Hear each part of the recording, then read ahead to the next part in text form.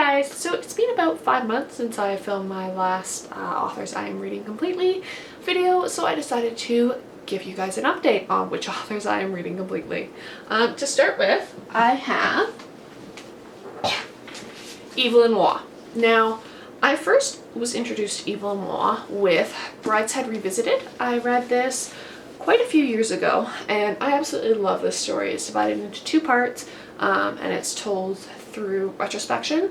It basically looks at the fall of like the declining upper class in British society around World War II. It's kind of Downton Abbey-esque. So if you like Downton Abbey, check this one out. Yeah, I love this. I have the movie edition, but it is a special movie edition, if I can get this off.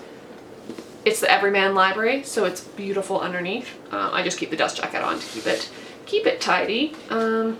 Yeah, so then I kind of ignored Moi for a few years, and then I ended up picking up Vile Bodies, which I have in this beautiful Penguin Blue edition, which I'm no longer collecting because literally every time I order one of these, they come to me damaged and I have given up on them. Vile Bodies is a satirical look at upper class British society. You'll notice a trend with him. I quite enjoyed Vile Bodies, not as much as Brideshead Revisited. Brideshead Revisited deals with questions of sexuality and is, I think, a little bit more hard-hitting than Vile Bodies, but Vile Bodies was still very good. I have to read on my shelves A Handful of Dust in this blue edition. I also have The Ordeal of Gilbert Pinfold, which I think I got because it was like $10 and it's the blue edition. It was, for some reason, randomly very, very cheap, so I picked it up. I don't actually know what this one is about. And then I also have Scoop in the Penguin Modern Classic, which I think the rest of my Evil and Moi collection will be in. Scoop looks at the kind of craziness that is the British newspaper system around World War II. They tend to be, like, Evil and Moi tends to set all of his pieces, like, for his time. So yeah, and all of them are very, very satirical. So I'm looking, this is probably the next one I'm going to read. I'm really looking forward to it.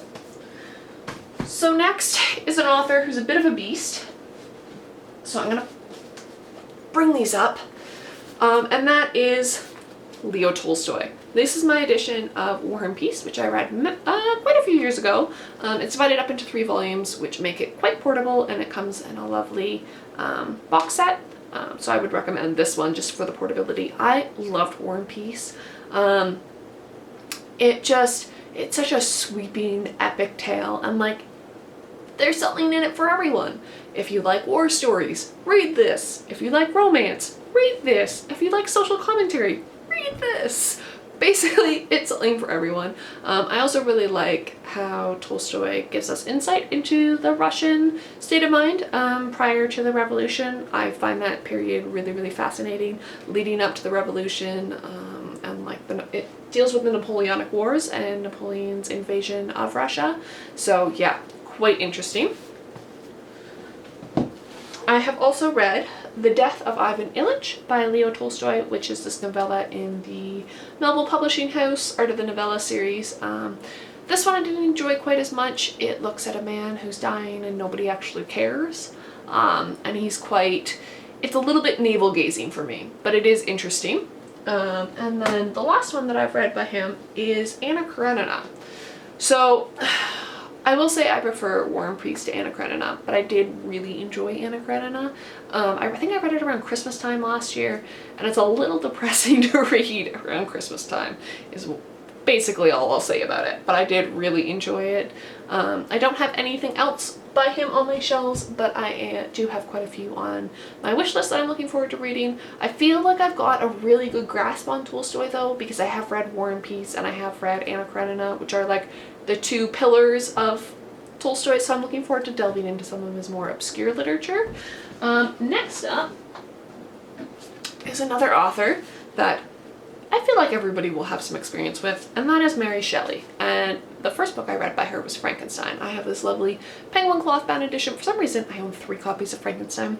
I love this edition. This is my absolute favorite one.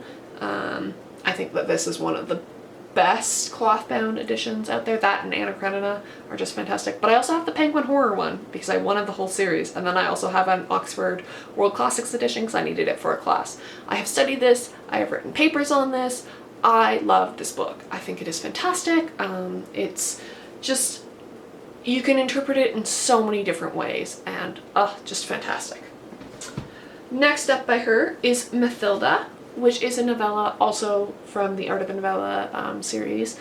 This is a weird little gothic tale. Deals with some incest. I really enjoyed it when I read it. Basically, Mathilda has been kept from her father for quite a while because of her mother's death, and then when they are reunited, her father conceives this ill-fated love for his daughter because she reminds him of his dead wife. So yeah, it's sad, but really good, really well written. And the next book I'm going to read by her is The Last Man. I bought this recently. This is like an introduction to post-apocalyptic dystopian literature.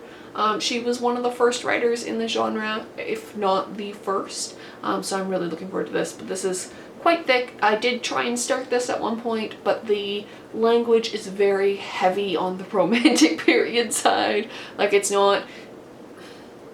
It is somewhat less readable than Frankenstein. I will say that. I can understand why this is less popular.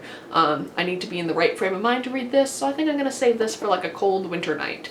And I am looking forward to that. So that is an update on the authors I am reading completely, and I will see you guys in another video. Bye!